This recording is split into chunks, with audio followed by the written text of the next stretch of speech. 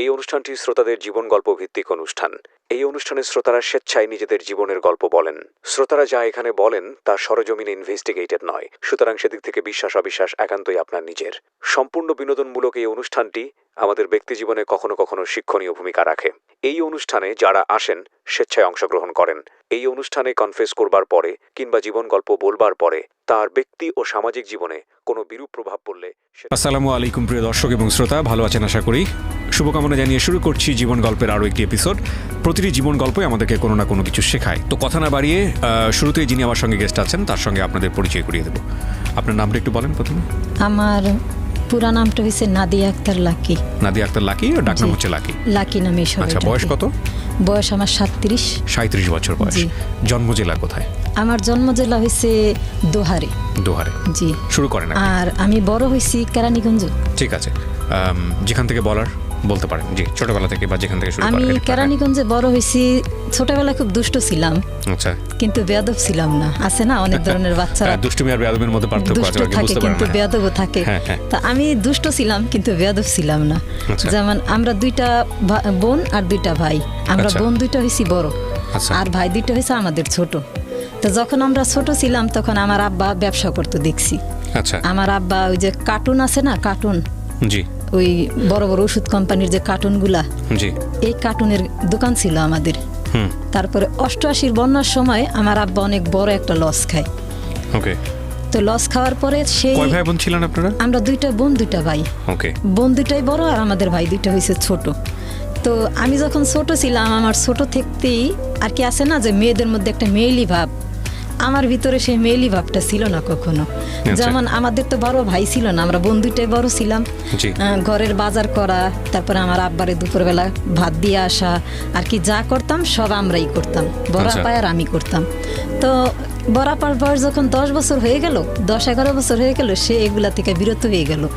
সে আর এখন বাজারও করে না, আব্বুরে ভাত দিতেও যায় না, কিন্তু আমার আব্বারে তো ভাত দিতেই হইব।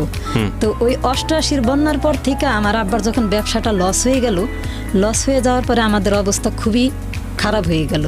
তখন আমার আব্বা অসুস্থ থাকতো বেশি। আচ্ছা, কেন অসুস্থ থাকতো অতটা বোঝার মতো বয়স ছিল না, কারণ 88-র বন্যার সময় আমার বয়স উর্ধে গেলে 3.5 থেকে 4 বছর। ওকে। তো আব্বা যখন অসুস্থ থাকতো এইভাবে আমাদের সংসারটা খুব কষ্টেই চলতেছিল তখন। তো প্রায় সময় আমার আব্বারও প্রশ্ন করতাম, তুমি এত অসুস্থ থাকো কেন? তা আমার আব্বা বলতো কি, যে যেই মানুষরে নাকি আল্লাহ বেশি ভালোবাসে তারই নাকি আল্লাহ বেশি অসুখ বিসুখ দেয়। তো ভাবতাম যে সত্যিই হইতে পারে এটা, তাহলে কি তোমার আল্লাহ বেশি ভালোবাসে? তা আমার আব্বু বলতো মনে হয়। তো এরকম করতে করতে মনে করেন আমাদের তখন আর ব্যবসা বাণিজ্য করার মতো আমার আব্বার কাছেও তত টাকা নেই, পুঁজিও নাই। তো এক সময় আব্বা কি করলো, এই চেষ্টা করলো যে যেমন ধরেন ফল ফ্রুট বিক্রি করা, এটা সেটা করা, হইতো না। কিন্তু আমাদের সংসারে যেই টাকা আয় ছিল তার চেয়ে বেশি ব্যয় ছিল। তো হইতো না, এমন করতে করতে আর আব্বু তো অসুস্থ থাকতোই, সবসময় অসুস্থতা তার লাইগেই থাকতো। পরে এক সময় রিক্সার গ্যারেজে কাজ করতো আমার আব্বা। ওকে। রিক্সার গ্যারেজে কাজ করতো। তো ওই রিক্সার গ্যারেজে কাজ করতো, তো উনুনে ঠিক মতো খাওয়া দাওয়া করতো না, সে ঠিক মতো ঘুমাইতো না। এখন বুঝি আর কি, বড় হয়েছে তো এখন বুঝি, আগে বুঝতাম না এগুলা। তার নিজের প্রতি সে কখনোই যত্নশীল ছিল না।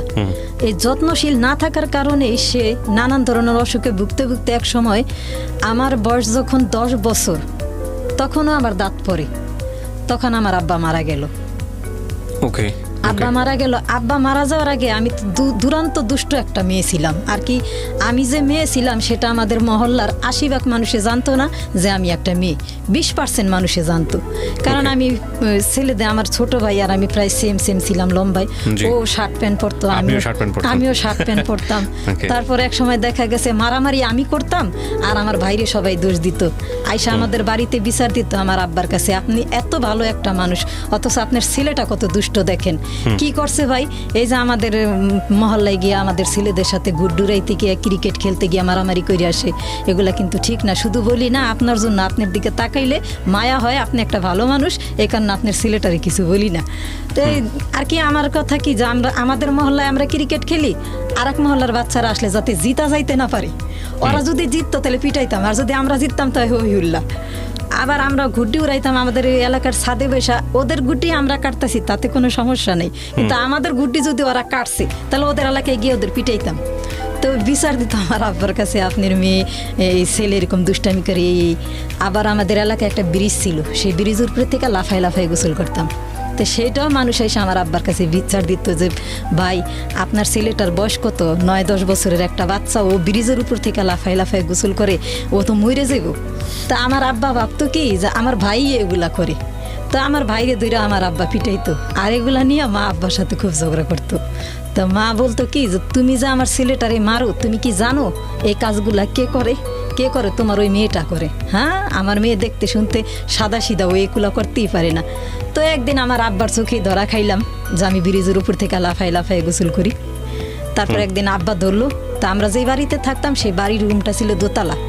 আচ্ছা, দোতলা ছিল। তা আব্বু যে আমারে দেখছে সেটা আমি অনুমান করতে পারছি যে আব্বু আমারে দেখছে যে আমি ব্রিজের উপর থেকে লাফ দিয়ে গোসল করি। এটা আগে মানুষের কাছে শুনছে, সে বিশ্বাস করতে পারে না, আমার মেয়ে এমন করতেই পারে না। আর কারণ আমার ভাইয়ের কাছে ভাইয়ের নামে বিচার দিত, তার আমার ভাইরও যে এত সাহস নেই সেটা আব্বা জানতো। তা যাই হোক, একদিন তো আব্বা দেখেই ফেলাইছে যে কাজটা আসলেই আমি করি। তো এখন আব্বু এতদিন যত বিচার পাইছে, আব্বা একদম হয়ে গেছে যে এই বিচারগুলো আসলে আমার ছোট ভাইয়ের নামে আসে না, আসতো আমার নামে। এই যে অমুকের গুড্ডি কাইটা দিছে দেখা মায়ের দিছে, ক্রিকেট খেলতে গিয়ে মায়ের দিছে, খালি গোসল করতে গিয়ে অমুকের চুবাইছে, আর কি যত প্রকার বিচার আছে এগুলো আসলে আমার ছোট ভাইয়ের নামে আসতো না, যা আসতো সব আমার নামে।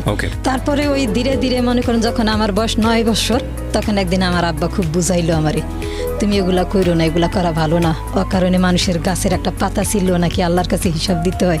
তো তুমি যদি এগুলা করো, তাহলে আমি যদি মইরা যাই, তাহলে তো আল্লাহ আমার কাছে কৈফত চাইবো যে তুমি বাচ্চারে শাসন করো নাই কেন, তুমি কি এগুলা করবা? তা আমি বলি যে না। বলে দেখো, তুমি তো মেয়ে মানুষ, ছেলেদের মতো শার্ট প্যান্ট পরে তুমি এগুলা করো, সবাই জানে যে তুমি একটা ছেলে, বিচারও আমার কাছে ছেলের নামেই আসে, তা তুমি এগুলো আর কইরো না। তা আমি বললাম যে ঠিক আছে, আর করুম না। তো আস্তে আস্তে ধীরে ধীরে আমার আব্বু আবারও অসুস্থ, আমার আব্বা আবারও অসুস্থ। তো আমার আব্বারে সবসময় আমার কাছে একটা ভরসা ছিল কি যে আমাদের যে কষ্টের সময়গুলো, এই কষ্টের সময়গুলো থাকবে না, কারণ এখন আমার আব্বা অসুস্থ, আমাদের ঘরে আয় করার মতো 2 টাকা আয় করার মতো কেউ নাই, কিন্তু সংসারে খরচ অনেক। তো ধীরে ধীরে এক সময় আব্বা মারা গেল। যেমন আমার আব্বা যখন মারা যায় তখন আমার বয়স মাত্র 10 বছর চলে। তা আব্বা মারা যাওয়ার পরে আমার মা আর একটা বিয়ে করে। মা আর একটা বিয়ে করে। তো যখন আমার আব্বা মারা যায়, তখন আপনার মা যখন সেকেন্ড বিয়েটা করলো, তখন আপনারা কয় ভাই বোন?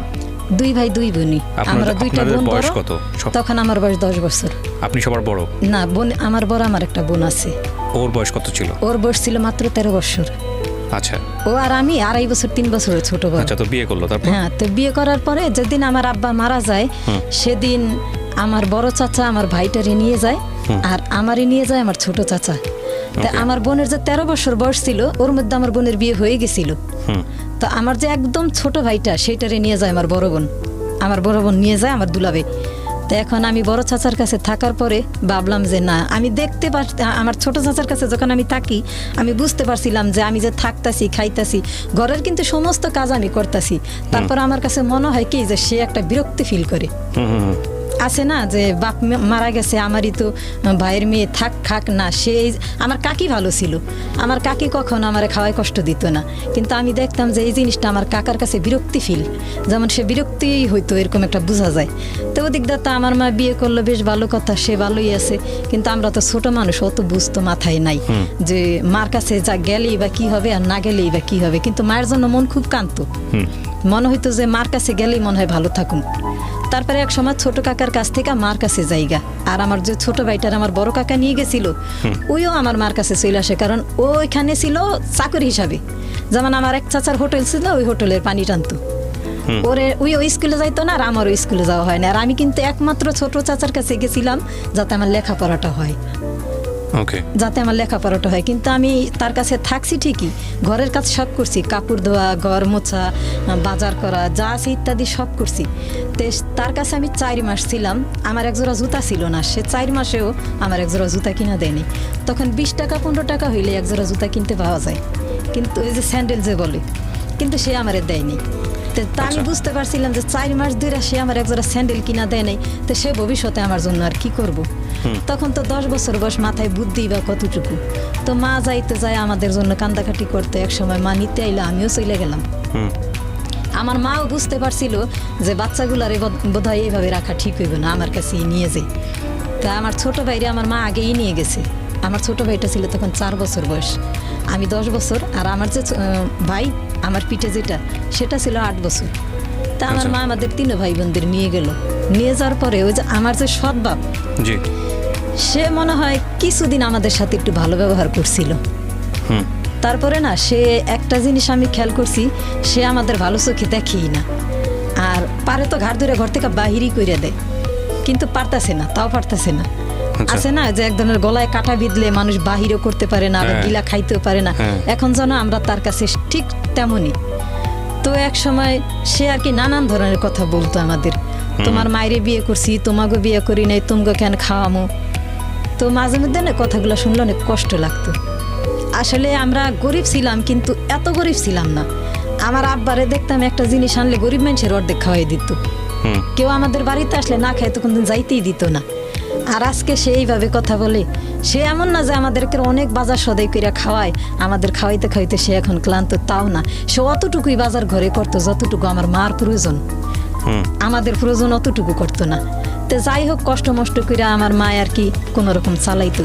কিন্তু আমার মা যদি ইচ্ছা করতো যে আমার ছেলে মেয়েদের নিয়ে আমি যেভাবে হোক কষ্ট করে হইলো ছেলে মেয়েদের মানুষ করব, আমার মা ইচ্ছা করলে করতে পারতো, কিন্তু আমার মা তা করেনি। আমার মা একটা বিয়ে করলো, আর আমার মায়ের বিয়ের কারণে আমরা কোথাও কোনো দিন কারোর কাছে মুখ পাইনি। ওকে। আমাদের আত্মীয় স্বজন বলেন, আমাদের প্রতিবেশী বলেন, যেখানেই গেছি, আছে না যে মানুষের দেখলে তো বলে যে তোদের তো বাপ নাই, বড় একটা ভাইও নাই, তোদের দিন কিভাবে কাটে। আমাদের এই কথাটা কেউ কোনো দিন প্রশ্ন করেনি। সবাই বলতে কি, তোর মার মতো খারাপ মানুষ দুনিয়ায় আছে? এগুলো বলতো। হ্যাঁ, আর কি যত কথা কুকথা আছে আমার মার সম্বন্ধে বলতো, যে যার 4টা পোলাপান তার আবার আরেকটা বিয়ে বসা লাগে, আর কি পাপটা করছে আমার মা। আর কি ওই পাপগুলো সবার মনে পড়তো যখন আমাদের দেখতো, আমাদের চেহারাটা দেখলে তাদের মনে হইতো যে আমার মা কি করছে।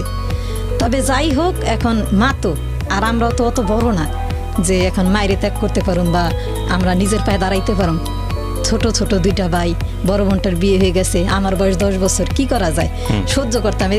এদিকটা মানুষের কথাও শুনতে হইতো, আর এদিকটা সৎ বাপেও বলতো যে তোমার মায়েরই বিয়ে করছে, তোমাকে বিয়ে করিনি। তো আমার মার জায়গায় যদি অন্য কেউ হইতো তাহলে চিন্তা ভাবনা করতো যে কষ্ট করুন, পরিশ্রম করুন, কিন্তু বাচ্চাদের মানুষ করুন।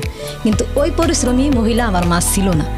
আমার মা যদি একটু সতর্ক হইতো না, তা আমার কাছে মনে হয় আমার বাবা এত অকালে মরতো না।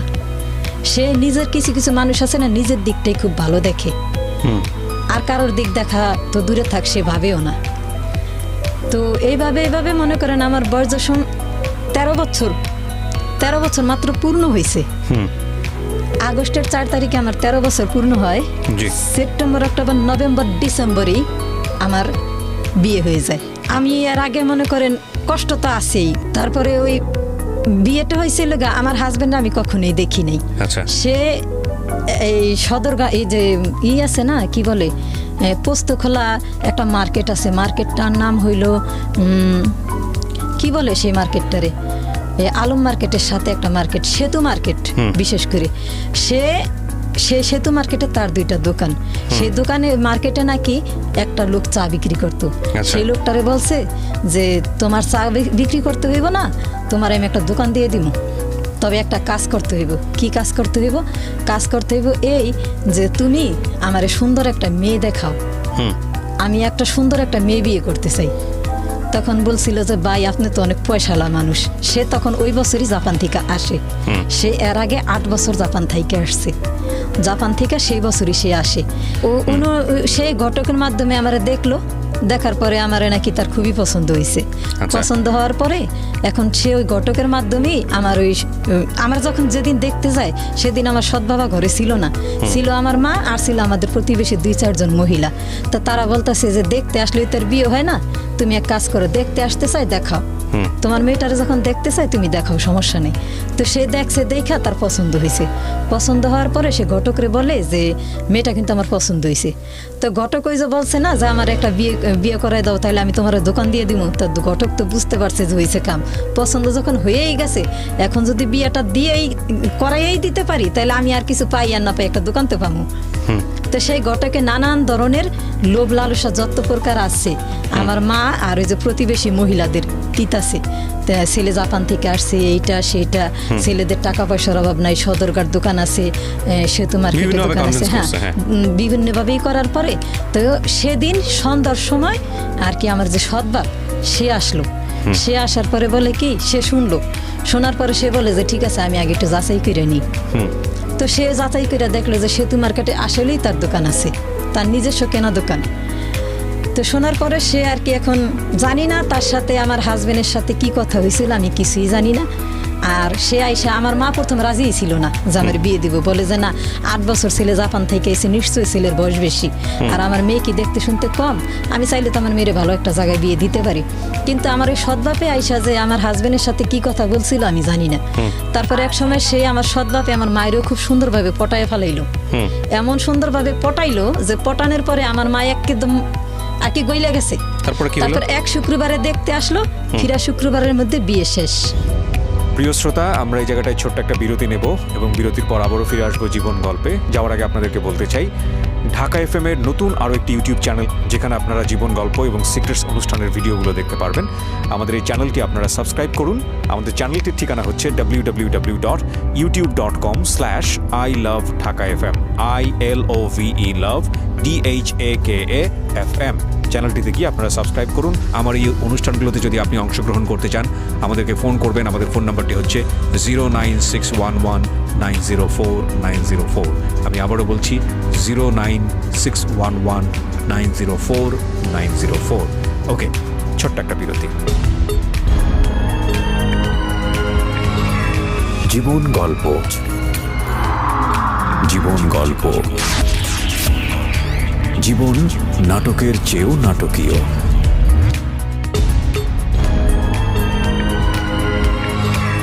জীবন গল্প।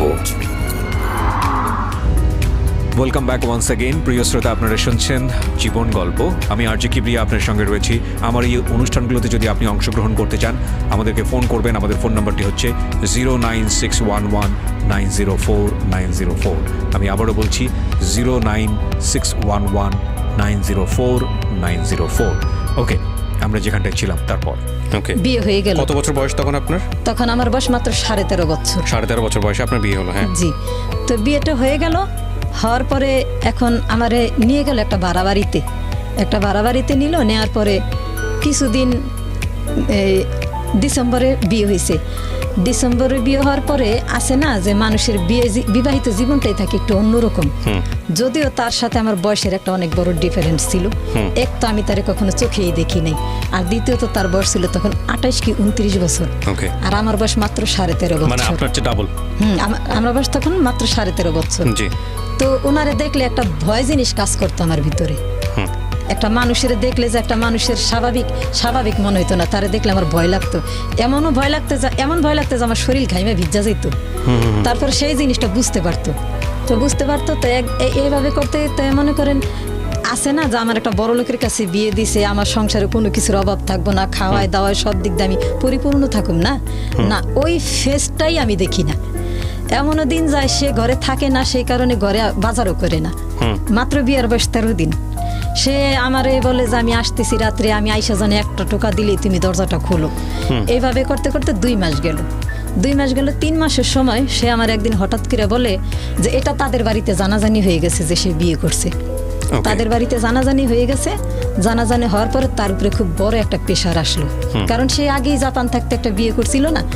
এটা তো আর আপনি জানেন না? না, এটা আমি জানতাম না, কিন্তু আমার মা এবং আমার সৎবাপ সবাই জানতো। আগে থেকে জানতো? তারা সবাই জানতো। আগে থেকে জানতো? হ্যাঁ, তারা সব যাই না শুনেই আমারই দিছে। আচ্ছা। কারণ এখানে তো আমার সৎবাপের হাত ছিল। আর সে আমার এটাও বলছিল যে বাপটা যদি তোমার আপনা হইতো জীবনও তোমার আমার কাছে বিয়ে দিত না। তো মনে করেন, তো উনি আমার বলতেছে যে আমি এখন মানুষের কাছে না শুনি মানুষ কানাকানি করে এইটা এইভাবে। তা আমার উদ্দেশ্য কি মানুষ কানাকানি করে আমি এগুলো শুনুন কেন, আমি ডাইরেক্ট কি তারে জিজ্ঞাসা করি আসলেই কতটুকু সত্য ঘটনা। তা আমি তার একদিন প্রশ্ন করলাম, আচ্ছা আপনি কি জাপান থাকতে বিয়ে করছিলেন? বলে যে হ্যাঁ আমি বিয়ে করছিলাম। কেন বিয়ে করছিলেন?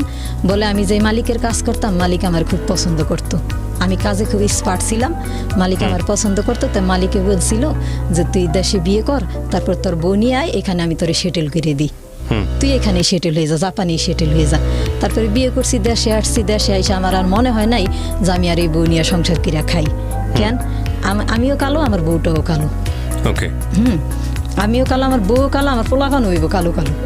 তার এইটা আর কি তার ধারণা। তারপরে যাই হোক বনাবনি হয় না। 1 জানুয়ারিতে সে আসছে, ফিরা ডিসেম্বরে আমার বিয়ে করছে। বিয়ে হয়ে গেছে, বেশ ভালো কথা। তো এখন ওনার যখন সবকিছু চাপাচাপি শুরু হয়ে গেল তাদের বাড়ি থেকে, তখন সে আর কি দিশা পাইতেছে না কি করব। ওকে। এখন দিশা পাইতেছে না। আমার 5 লাখ টাকার কাবিন দিয়ে বিয়ে করছে, স্বর্ণ গয়না যতটুকু তার সামর্থ্য ছিল আমার ততটা দিয়েই করছে, সবকিছু দিয়েই করছে।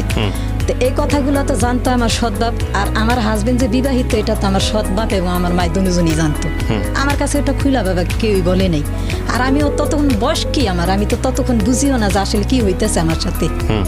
তারপর বিয়ের 3 মাস এমন সময় সে আমার একদিন বলে যে তোমার একটা কথা বলি, তুমি এই কথাটা কারো কাছে বলতে পারবা না। আমি বলি কি বলেন? বলে আমারও তোমার ডিভোর্স দিতে হইব। হঠাৎ করে? হ্যাঁ, আমারও তোমার ডিভোর্স দিতে হইব। আমি বলি কেন আমি আপনার ডিভোর্স দেবো? বলে তুমি যদি আমার ডিভোর্স না দাও তাহলে আমি আত্মহত্যা করবো। আচ্ছা। এই কথা বলার পরে না আমি আর কি, আমার মুখে কোনো ভাষা নাই যে আমি এমন কি পাপ করলাম যে আজকে আপনারা আমার ডিভোর্স দিতে হইব। কেন আমি আপনার ডিভোর্স দেবো? আমার খুইলা বলেন। বলে যে আমি অনেক বড় লোকের ফ্যামিলিতে বড় হয়েছি, আমি অনেক হাই ফাইভাবে চলাফেরা করছি, এখন কষ্ট করে চলা আমার পক্ষে সম্ভব না। এখন আমি যদি তোমার ডিভোর্স না দিই বা তুমি যদি আমার ডিভোর্স না দাও তাহলে আমার বাপে আমার বাড়িতে উঠতে দিব না। এই জন্য ডিভোর্স দিয়ে যেতে হবে। আমার বাপে আমার বাড়িতে উঠতে দিব না। এখন তুমি যেইভাবে পারো এই কথাটা কারোর কাছে প্রকাশ করবে না, কিন্তু আমারও তোমার ডিভোর্স দিতে হবে। তা আমি তখন ডিসেম্বর, জানুয়ারি, ফেব্রুয়ারি, মার্চ মাসের ঘটনা এটা। তখন আমি চিন্তা করলাম যে আমার সৎ বাপে যাই না শুই না, আমার মায়ের আমার সৎ বাপে এর কাছে আমার বিয়ে দিছে। আমার তো বড় একটা ভাইও নাই আর বাপও নাই। আজকে আমি আমার যে পজিশনটা আমি কার কাছে গিয়ে বলুম? কে আমার একটু সাহস দিব? আমার সাহস দেওয়ার কেউ নাই। আর বিয়ের পর থেকে যে সমস্ত ঘটনা আমার সৎ বাপে আর আমার মা করছে আমার হাজবেন্ডের সাথে, এখন এই মুখ আমি কারোর কাছেই রাখতে পারি না। কারণ আমার যে বিয়ের সময় স্বর্ণকন্যাগুলো দিছিল না, এগুলো আমার সৎ বাপে বেঁচে খাইছে। এবং এমনকি আমার টাকা নিয়েও আমার হাজবেন্ডের থেকে সেই টাকাগুলোও দেয় নাই। মাত্র বিয়ের বয়স 3 মাস না 4 মাস চলে। তো এখন আমি যে তাদের কাছে গিয়ে দুঃখের একটা কথা বলুন, কার কাছে বলুন? তারা তো আমার দিকটা দেখলো না, আমার দিকটা তো তারা বুঝলো না। তারা ওইটাই করলো যেটা তাদের মনে চাইলো, আমার দিকটা কেউ ভাবলো না। তা আমি চিন্তা ভাবনা করতেছি কি বলে এই লোকটা, আমি তার ডিভোর্স না করলে সে আত্মহত্যা করবে, কি বলে আবল তাবল। তো বয়স কম তো আমি কিছু বলি না, একদম চুপ হয়ে রইলাম, স্তব্ধ। যে আসলে কি এটা আমার জীবনে ঘটতেছে? আমি কি আসলে এত বড় পাপ করছি যে এত বড় শাস্তি আমার জন্য অপেক্ষা করে? ফ্যামিলিতেও জানালেন না বিষয়টা? পরিবারে জানা গিয়েছে না, কাউরে জানাইনি। তো না জানালে ডিভোর্স হবে কিভাবে? ও পরিকল্পনা কি ছিল ওর? ওনার পরিকল্পনা ছিল এখন আমি যদি ওই যে বাড়িতে জানাজানি হয়ে গেছে, আমার বিয়ে করছে জানাজানি হয়ে গেছে না, আমার শ্বশুর বাড়ির লোকেরা তার উপরে খুব চাপ সৃষ্টি করছে। না, আপনাকে গোপনে কেন দিতে চাচ্ছে সেটাই তো আমি জানতে চাচ্ছি। সেটা আর কি আমার ফ্যামিলির থেকে জানলে আবার তার উপরে চাপ সৃষ্টি করবো। কি হাস্যকর না বিষয়টা? তারপর আমার ফ্যামিলি থেকে জানি, কেউ না জানে, তার ফ্যামিলিতে জানুক, সমস্যা নেই। কারণ আমি তো গরিব না, আমার তো বাপ নাই, বড় একটা ভাই নেই। বাপ আসলে সৎ বাপ ফেরে কিছু টাকা দিয়ে মুখ বন্ধ করে দিতে পারবো। আমার পক্ষের থেকে যদি কেউ জানে, তো প্রতিবেশী তো আর ছাড়বো না। তা আমার পক্ষের থেকে কেউ জানলে তার জন্য এটা খুবই সমস্যা। আর যদি তার পক্ষের থেকে জানে তাইলে কোনো সমস্যা নেই। তাহলে আমি এক সময় কি করলাম, রাজি হয়ে গেলাম তার ডিভোর্স দিতে। আচ্ছা, রাজি হয়ে গেলাম। তো সে কি করছে, সে যেই কাজই আমার বিয়ে পড়াইছে, সে কাজের কাছে যে একটা অ্যাসিস্ট্যান্ট ম্যানেজার থাকে না, যে কাজের সব কাজ আগায় পাছায় দেয়, ফাইল টাইল সব কিছু ঠিকঠাক রাখে, তার সাথে খুব সুন্দরভাবে কথা বলার পরে সে কি করলো, ওই আমার হাজবেন্ডরে আমারে নিয়া সে ওই কাজের কাছে দাঁড়া করাইলো। তখনও আমার কাবিন নামার কাগজ কেউই উঠায় নেয় নাই। আচ্ছা। তো এক পর্যায়ে আমার কাছ থেকে সে ডিভোর্সের সাইন নিল। ডিভোর্স নামা হয়ে গেল, তার সাথে আমার ডিভোর্স হয়ে গেল। হয়ে যাওয়ার পরে আমি বাসায় আসলাম। বাসায় এসে খুব কান্দাকাটি করলাম যে কি বিয়া দিল আমারে, খালি পয়সালাই দেখলো, মানুষ কিনা তা দেখলো না। তারপর যাই হোক, এখন ওই ডিভোর্স সাইন করার কিছুদিন আগে থেকে না আমি একটু অসুস্থতি বোধ করি, যেমন মনে হয় কি যে আমি সুস্থ না, আমার ঘুম আসে না, ঘুমাইলে তারপর কিছু খাইতে পারি না। আবার প্ল্যান কি ছিল? আপনি ডিভোর্স দিয়ে কোথায় যাবেন? যেদিকে 2 চোখ যায়। পরিবারে কাউকে জানাবেন না? না, যদি বাঁচতে পারতাম তাহলে বাঁচতাম, আর যদি না বাঁচতে পারতাম তাহলে সুসাইড করতাম। তা আপনি পরিবারের কাউকে না জানিয়ে ডিভোর্স দিচ্ছেন কেন? কারণ আপনার তো এই বিয়েতে কোনো হাত ছিল না, পরিবারকে জানানো উচিত না? না, তাদের কি জানামু? আমার বিয়ে হয়েছে তার কিছুদিন পরে আমার হাজবেন্ড যে স্বর্ণগয়নাগুলা দিছে, এগুলা নিয়েও আমার সৎ বাপে বিক্রি করে খাইছে। আমার সৎ বাপে আর আমার মা মিলা। কয়দিন পরে ডিভোর্সের কথা হচ্ছে? 3 থেকে 4 মাস। আল্লাহ। তো যাই হোক, এখন আমার মা বাপের কাছে গিয়ে এবার দুঃখ বইলা কি লাভ? তারা যদি আমার দুঃখটা বুঝতো তাহলে আমার বিয়ের পর দেয় আমার স্বর্ণের জিনিসগুলো বেচা তারা খাইতো না, আমার হাজবেন্ডের কাছ থেকে টাকা হাওলাত করে নিয়ে তারা খাইতো না। এখন তারা অন্যায় করছে, আমার হাজবেন্ড আমার ঘরে বাজারও দেয় না, আর 100 টাকা দিয়েও বলে না যে তুমি কিছু আই না খাইও। এমনও দিন গেছে, আমি একটা মেয়ে মানুষ, আমি একটা নতুন বউ, অথচ আমার ঘরে বাজার নাই, আমি দিনের পর দিন না খাই থাকি। তো এইভাবে মানুষের দিন কাটে। তো আমি ভাবলাম যে আমার তো কোনো দিকই নাই, কোনো কুলি নাই, বিয়া দেয়া দিছে, বিয়া নামের একটা কলঙ্ক মাথায়, তার মধ্যে আবার এরা করছে আমার সাথে এই অবিচার, এখন আবার স্বামীও করতেছে আর এক অবিচার। তা আমি যে জানাবো কারে জানাবো? আমার তো এমন একটা গার্ডিয়ান নাই যে স্ট্রং ভাবে আমার পাশে আইসা দাঁড়াইবো। তারপর যাই হোক, আমার কাছে ডিভোর্স চাইলে আমি দিয়ে দিলাম। অফিসে গেলাম তার সাথে, কাজী অফিসে। তাই কাজী যখন আমার বিয়ে পড়াইছিল তখন তো কাজী আমার দেখছিল না। যখন আমার কাজী দেখলো, যেদিন আমি ডিভোর্স নামায় সাইন করি, সেদিন আমার কাজী দেখা কাজীর মাথা যেন আসমান ভেঙে পড়ছে।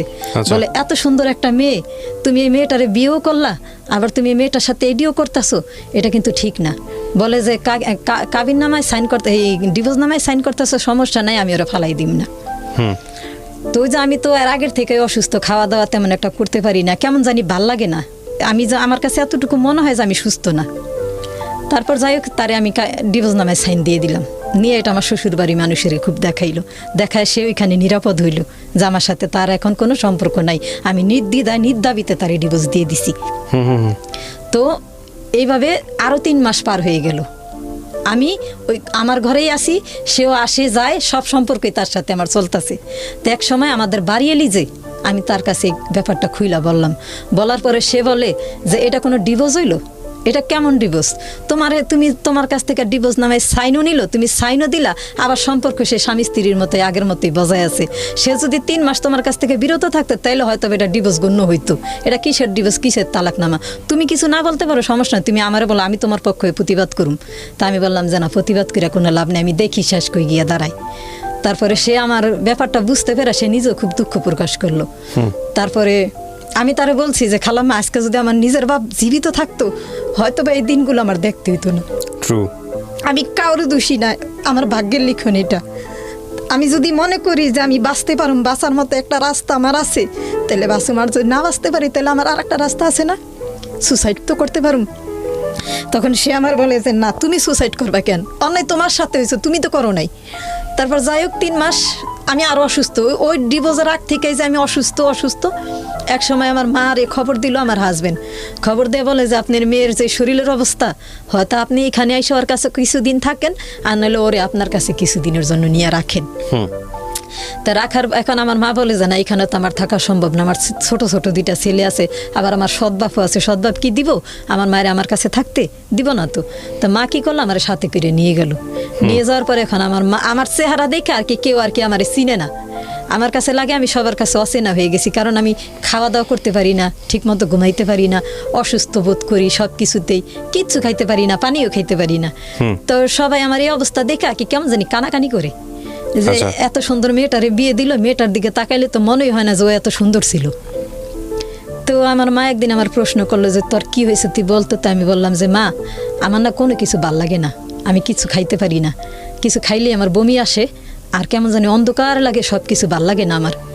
তখন ওই যে মেয়েদের যে একটা সমস্যা হয় না, আমার ওই প্রশ্নটা করলো আমার মা। তা আমি বললাম এটা তো 3-4 মাস ধরে আমার হয় না। আচ্ছা, তার মানে আমি যে বাচ্চা কনসিভ করছি আমি নিজেও জানি না। তা আমার মায়ের কথা শুই না খুব হাসাহাসি করতে। তখন ডিভোর্স হয়ে গেছে? হ্যাঁ, ডিভোর্সের আগেই হয়ে গেছে। ডিভোর্সের আগের থেকে আমি অসুস্থ।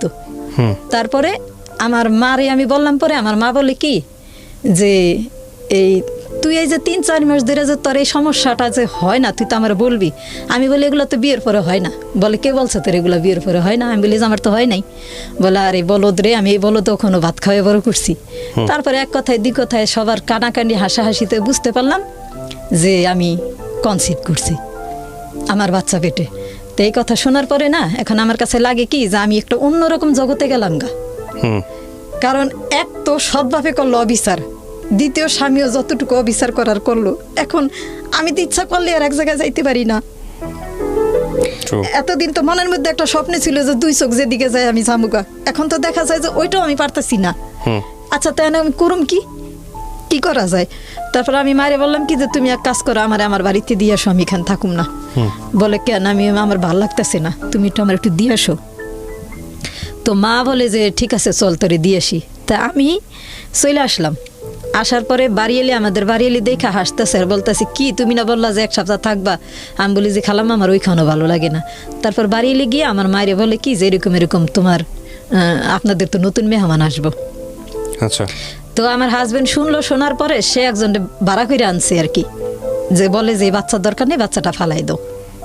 আচ্ছা। বাচ্চাটা ফালাই তো অলরেডি 3 মাস পার হয়ে গেছে, আর তারে আমি ডিভোর্সও করছি 3 মাস। ঠিক আছে, 3 মাস গিয়ে 4 মাস চলতেছে বর্তমানে আমি যে প্রেগনেন্ট। তা আমি আমার বলে যে বাচ্চাটা ফালাই দাও। তো আবার আরেকজন ভাড়া করে নিয়ে আসছে মহিলা মানুষ আর কি, যত প্রকার ইমোশনাল আছে সে আমারে করতেছে। তা আমি বলি যে দেখেন আমি এই বাচ্চাটা তো কোনো দোষ করে নাই, ও পৃথিবীতে আসার আগে কেন ওরে মারা হইব? যদি ভুল কইরা থাকে তাহলে আমার মা বাপে করছে, যদি ভুল কইরা থাকে তাহলে আপনার ভাই করছে, আমার বাচ্চাটা কিচ্ছু করে নাই। বলে যে না বাচ্চা দিয়ে তুমি কি করবে? আমি বলি যে যদি দরকার হয় আমি ভিক্ষা করে খাম, তাও তুই বাচ্চা ফালাম না, কোনো হক নাই এই বাচ্চাটারে হত্যা করার আমার। আপনারা কই পান এই সমস্ত কথাবার্তা? না এই বাচ্চা আমি ফালাম না। যদি আল্লাহ আমার কত মানুষ একটা বাচ্চার লেগে কত কান্দাকাটি করতেছে, হয় না? আর আমার আল্লাহ দিছে আমি ফালাই দিব? না না না, দেখি দিই আল্লাহ কি রাখছে আমার কপালে।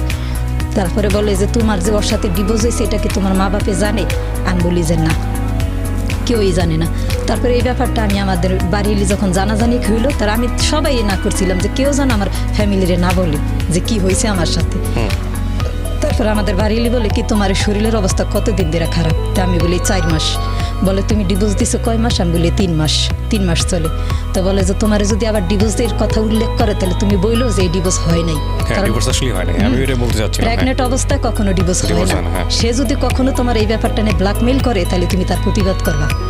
এখন তুমি সত্যি করে বলো তো তুমি কি করবা? তুমি কি সত্যি বাচ্চাটা ফালাই দিবা? আমি বলি না, আমার আল্লাহ দিছে, আমি ফালানো কেন? আল্লাহ কত মানুষ কান্তাছে তারে দেন, আর আমি না চাইতে যখন আল্লাহ আমারে দিছে নিশ্চয়ই আমার ভালোর জন্য দিছে, ফালামো না। ওকে প্রিয় শ্রোতা, ছোট্ট একটা বিরতি নেবার আগে আপনাদের সবার জন্য বলছি ঢাকা এফএম এর আরও একটি ইউটিউব চ্যানেল যেখানে আপনারা আমাদের এই অনুষ্ঠানগুলোর ভিডিও কন্টেন্ট দেখতে পাবেন। আপনারা সবাই চ্যানেলটি সাবস্ক্রাইব করুন। আমাদের চ্যানেলটির ঠিকানা হচ্ছে www.youtube.com/ilovedhakafm। আমার এই অনুষ্ঠানগুলোতে যদি আপনি অংশগ্রহণ করতে চান আমাদেরকে ফোন করবেন। আমাদের ফোন নাম্বারটি হচ্ছে 09611904904। আমি আবারও বলছি 09611904904। ওকে, ছোট্ট একটা বিরতি। জীবন গল্প, জীবন গল্প, জীবন নাটকের চেয়েও নাটকীয়।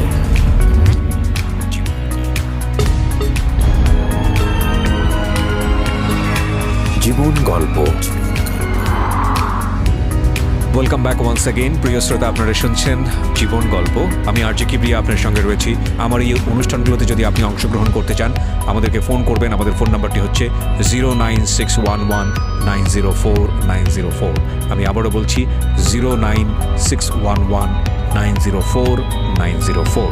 ওকে, আমরা যেখানটায় ছিলাম তারপরে আমার হাজবেন্ড কি করলো, আমার বাচ্চাটা যখন আমার পেটে, তখন ওই ডিভোর্সের সূত্র ধরে সে আমার সাথে সমস্ত সম্পর্কগুলো ছিন্ন করে দিল। আচ্ছা। এখন আমি আমার সৎ মার কাছে আর সৎ বাপের কাছেই আছি, কারণ ওই যে ভুল তাদেরও আছে। আমার বিয়ের মধ্যে যে স্বর্ণের জিনিসগুলো দিছে তারা বিক্রি করে খাইছে, তারপরে যে আমার হাজবেন্ডের কাছ থেকে টাকাগুলো আনছে সেগুলো আইনা খাইছে, ভুল তারাও করছে। আর আমি যে দিকটা ডিভোর্স দিছি এই সুযোগটা আমার হাজবেন্ড কামে লাগাইতে চাইতেছে। এখন এগুলো তো আমার পরিবার জানে না। তো একে একে করতে করতে কষ্ট করছি। মনে করেন যেখানে একটা মহিলা মানুষ বাচ্চা পেটে থাকলে এক মুঠো খাবার বেশি খায়, সেখানে আমি দিনের পর দিন না খাইয়ে রয়েছি। এমনও দিন গেছে যে পেটের খিদে ঘুমাই নেই। ইচ্ছা করলে আমার সৎভাবে বাজার করতে পারতো, কিন্তু করে নেই। সে বাজার এই কারণে করে নেই, সে বাজার করলে যদি আমি খাই, দুঃখজনক। হ্যাঁ, আমি ওই বাচ্চা পেটেটা থাকা অবস্থায় আমি না খাই রয়েছি। আর আমার হাজবেন্ড সমস্ত সম্পর্ক আমার সাথে ছিন্ন করে রাখছে। এখন আমি যদি তারে কিছু বলতে যাই সে বলে যে আমার সাথে তার ডিভোর্স হয়ে গেছে বা তার সাথে আমার কোনো সম্পর্ক নাই, যদি বাইসা থাকি দেখা হইব। এখন আমি যদি কিছু করি তারে বাইরে থেকে বাইর করে দিব। সে আর কি যত রকম ভয় ভীতি আছে এগুলাই আমারে দেখাইতেছে। আর আমার হয়ে যে কেউ প্রতিবাদ করবোটা কে করব? আর আমার সদ্বাপ এগুলা দেখে খুব মজা পেতেছে। আমি একজন প্রেগনেন্ট মহিলা, আমারে ফালাই থেকে রাইখা গেছে আমার হাজবেন্ড। আমি এখন ঠিক মতো 2 মুঠো খাইতেও পাইতেছি না। হ্যাঁ, তাই আমার এটা তার জন্য খুব ভালো। সে দেখতেছে এটা খুব এনজয় করতেছে। সে ঘরে বাজার করে না, বাজার করলে যদি আমি খাই। এমন দিন গেছে মানুষে আমার খাবার দিছে, আমি সেই খাবারগুলোও খাইছি। খিদায় মনে হইতো কি যে আমার যদি কেউ দুগা পানি ভাতও দেয় তবুও মানে আমি খুব খুশিতে খাইতাম। একটা মানুষ কতক্ষণ না খেয়ে থাকতে পারে, কিন্তু আমি দিনের পর দিন না খেয়ে রয়েছি। তারপর যাই হোক আমার বাচ্চাটা হয়েছে। বাচ্চাটা হওয়ার আগে ডাক্তাররা বলে যে আপনি যে একা একা চেক আপ করতে আসেন, আপনার সাথে কেউ আসে না। ওই যে স্বাস্থ্যকেন্দ্র আছে না, 10 টাকা দিলেই চেক আপ করা যায়। আমি তো আর ভালো একটা ডাক্তার দেখাইতে পারি নাই, খাবারের টাকা নেই যার কাছে সে ডাক্তার দেখাই কিভাবে। তো 10 টাকা দিয়া স্বাস্থ্যকেন্দ্রে গিয়ে না শুধু ওই একটু ডাক্তার দেখাইলে তারা কি করতো, আমার প্রেশারটা কতটুকু আছে, আমার ওজন কতটুকু আছে, শুধু এতটুকুই দেখতো। দেখে দেখে আমার এক সময় বলে কি যে আপনি শুধু একা একা আসেন কেন, আপনার সাথে কেউ আসে না? আমি বলি যে আমার কেউ নাই। বলে আপনার হাজবেন্ড কি করে? আমি বলি যে কিছুই করে না, আমি জানি না সে কি করে। আপনি কার কাছে থাকেন? মায়ের কাছে থাকি। আপনি একা আইসেন না, আপনার একটা ফ্যামিলি নিয়ে আসেন না, আপনার ফ্যামিলির সাথে একটু গুরুত্বপূর্ণ কথা আছে। তারপরে একদিন ডাক্তার দেখে যে আমি কেউ নিয়ে যাই না, প্রতি মাসে একবার যাই, 10 টাকা দা চেক আপ করাই। পরে ডাক্তার কি করলো, সে আমার নিজেই বললো যে আপনার কিন্তু ডেলিভারি নর্মাল কখনোই সম্ভব না। আমি বলি কেন? বলে আপনি খুব কমজোর, আপনার লো প্রেশার, শরীরে রক্ত শূন্যতা আছে, আর আপনার বয়স কম, আর বাচ্চা হইলো পেটে বেশি বড় হয়ে গেছে। এই ডেলিভারি কোনোদিনই নর্মাল সম্ভব না, সিজার করতে হবে। হ্যাঁ সিজার করতে হবে। তখন আমি না রাস্তা বইরা হাঁটি আর কান্দি যে আমি না খেয়ে থাকতে থাকতে গেছি ক্লান্ত হয়ে, তা আমার পেটে বাচ্চা তো বড় হয় কিভাবে? হয়তো এটা আল্লাহর হুকুম, কিন্তু আমার তো সিজার তো দূরে থাক, আমি তো 10 টাকা দাম আমার একটা ট্যাবলেট আইনা দেওয়ার একটা মানুষ নেই। তা আমি প্রতিদিন শুধু আল্লাহরে ডাকতাম, দোয়া ইউজ পড়তাম। এক সময় না আল্লাহর কি হুকুম, আমার বাচ্চাটা নর্মাল ডেলিভারি হইল। আলহামদুলিল্লাহ। হ্যাঁ, ডেলিভারি হওয়ার পরে আমার হাজবেন্ডে ফোন দেওয়া হইলো, সে আসে না, সে আসে না। এমন করতে করতে 2 মাস গেছে, 3 মাস গেছে। আমার সাথে লেনা দেনা না করো, সমস্যা কি নেই। হলো আপনার, ছেলে না মেয়ে? মেয়ে, আমার বড় ছেলে হইলো। প্রথমে ছেলে হলো? জি, আচ্ছা। আমার 2টাই ছেলে। তো আমার ছেলেটা হওয়ার পরে সে আসে না, কোনো যোগাযোগ রাখে না। এখন আমরা তো বাড়িতে থাকি না, মানুষ অনেক কানাকানি করে কি বলে যে মেয়েটাও দেখতে শুনতে ভালোই, মাশাআল্লাহ চাঁদের মতো একটা বাচ্চা আল্লাহ দিছে। তো বাপ কিভাবে পারে তার নিজের বাচ্চাটার এইভাবে দেখতে? না আইসা, তোমার হাজবেন্ড আসলে কই আছে বলো তো? এমনও মানুষ আছে, কেউ কেউ আমার চরিত্র নিয়ে কথা বলে, কেউ কেউ বলে যে বাচ্চার নাকি বাপই নেই। আচ্ছা। হ্যাঁ, যখন এই কথাগুলো কানে আসলো না, তখন আর সহ্য হইল না যে আজকে দোষ করছে আমার মা বাপে, শাস্তি দিছো আমারে। বাচ্চার কি দোষ? বাচ্চাটার কি দোষ? আজকে আমার এত সুন্দর নিষ্পাপ একটা বাচ্চা, মানুষ চরিত্র নিয়ে কথা উঠায়। আসলে তো আমার বাচ্চাটারও চরিত্র খারাপ না, আমারও খারাপ না, আমার বাচ্চার ভাগ্য এত খারাপ না যত খারাপ আমি মনে করি। তারপরে তারে আমি যেইভাবে হোক তারে আমি ধরলাম, ধরে বলছি যে দেখো আমি চাই না তোমার এই নিয়ে আমি মামলা মোকদ্দমা কোনো বিচার সালিশিতে দাঁড়াই। তুমি আসো, আইসা আমার বাচ্চাটারে শুধু দেখো, আর কিছু লাগবে না। তারপরে সে আসলো, আইসা বাচ্চাটারে দেখলো। দেখার পরে সে বলে যে মাশাআল্লাহ, আমার পুরা গোষ্ঠী তো সবাই কালো, কিন্তু আমার বাচ্চাটা দেখো মাশাআল্লাহ কত সুন্দর, চাঁদের মতো। আমার বাচ্চাটারে দেখলে কেউ বলবে এটা আমার বাচ্চা? তারপর এখন আসা যাওয়া করে। তো এক সময় আমি তারে বললাম যে তুমি আসা যাওয়া করো, এখানে তো তুমি কিছু খরচ দাও, তার চেয়ে বলে আসো আমরা একটা ঘরই নিই, এখানে আর থাকুম না। কারণ আমার সৎবাপ সবার কাছে বলে মাইয়া পালি, নাতি পালি, এগুলা বলে। হ্যাঁ, এতদিন মাইয়া পালছে, এখন নাতিও পালি। তা তুমি এক কাজ করো, তুমি একটা ঘর নাও, আমরা একটা ঘর নিই, আমরা ঘর নিয়ে এখান থেকে আলাদা হয়ে যাই, আল্লাহ যা খাওয়ায় তাই খামো। তো সে তো কোনো কাজকর্ম কখনোই করতো না, তার ওই জুয়া খেলার নেশা, সে জাপান থাকতেই ছিল, এখনও সে জুয়াই খেলে, এখনও সে নেশাই করে। তো মানুষ আছে না, পরিবর্তন হইতে কতক্ষণ লাগে। তা আমার একটা আশা ছিল সে একদিন পরিবর্তন হবে। সে জুয়া খেলে, নেশা করে। তারপরে কিছুদিন পরে আমার আর একটা ছেলে হইলো, আমার 2 বছর, সেই 2 বছর পর ঘরেই। জি, আমার 2টা ছেলে এখন বর্তমানে। তো আমার ছেলে 2টা হইলো। তা আমি ভাবতাম যে সে একদিন ভালো হয়ে যাবে, মানুষ ভালো হইতে কয়দিন লাগে। তো তারে না অনেক বুঝাইতাম, দেখো আমাদের কিসের দুঃখ, তুমি কাজ না করো সমস্যা নেই, তোমার বাপে যেইভাবে সংসার করছো, বাপের কাছ থেকে আনো, মার কাছ থেকে আনো, বোনের কাছ থেকে আনো, সবার কাছ থেকে আনো, কিন্তু আইনা তো তুমি সংসারে ভাঙো না, সব টাকা জুয়াই উড়াই দিয়ে আসো। এই যে তুমি এত টাকা পয়সা কামাইয়া নিয়ে বাংলাদেশে আসছো, কি করছো? সব টাকা জুয়াই ফিনিশ করছো। তার চেয়ে বলে একটা কাজ করি, তুমি এই জুয়া ছাইরা দাও, আর আমিও কিছু করি, তুমিও কিছু করো। ওই আগে যে সে বিবাহ করছিল, সেই সংসারটা আমার শ্বশুরেই টানে, কারণ সে বলছিল আমার শাশুড়ির আপন বোনের মেয়ে। আচ্ছা। তো তারে তো তারা হাতে ধরে আনছে, এখন তাদের দেখশন তো তারাই করব। এখন আমারও তো সে পছন্দ করে বিয়ে করছে, এখন আমার দেখশন তো আর তারা করবো না। তারপরেও মনে করেন বলতো কি যে আর কি জুয়া যে কোনো মুহূর্তে হোক, যেভাবেই হোক, তার টাকা চাই আর তার জুয়া খেলতেই হইব। তো এরকম করতে করতে ভাবতাম যে 2টা বাচ্চা আল্লাহ দিছে, এখন মানুষের যে একটা যন্ত্রণারও একটা শেষ থাকে, তারে ব্যবসা আমি ব্যবসা করবো, আমরা টাকার জোগাড় করে দাও, ব্যাংকের থেকে লোন নিয়ে দেই, মানুষের ঘর থেকে কিস্তি উঠাই দেই, সুদের উপরে টাকা না দেই, মানুষের কাছে ধার কর্জ করে দিই, সে ব্যবসা খাড়া করাইব। এমন কি করে, সে ব্যবসা তো খাড়া করাই না, দিন বেরো ঘুমায়, রাত বেরো জুয়া খেলে। এদিক দা বাড়িওয়ালারে ভাড়া দিতে পারি না, বাড়িওয়ালা অপমান করে। সুদখোর কাছ থেকে টাকা আনছি, তাগো টাকা দিতে পারি না, তারাও অপমান করে। মানুষের কাছ থেকে ধার কর্জ করে টাকা আনছি, দিতে পারি না, তারাও অপমান করে। আর কি যখন তোমার ছিল তখন তুমি জুয়া খেলছো, নেশা করছো, যা খুশি তা করছো, এখন তো আমাকে কিচ্ছু নাই। বলেন। এখন তো আমাদের কিচ্ছু নেই, এখন তো থামো। মানুষ এক সময় ভালো হয় না?